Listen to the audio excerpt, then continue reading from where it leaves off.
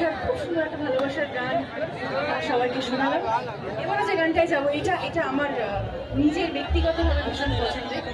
তো গানটা আমার একটা বন্ধু আছে আবির বলে, ইউটিউবার, ও ভীষণ সুন্দর গেয়েছিল গানটা। তো ওর গানটা শোনার পর থেকেই আমি এই গানটা স্টেজে গাই, অন্তত চেষ্টা করি। জওয়ান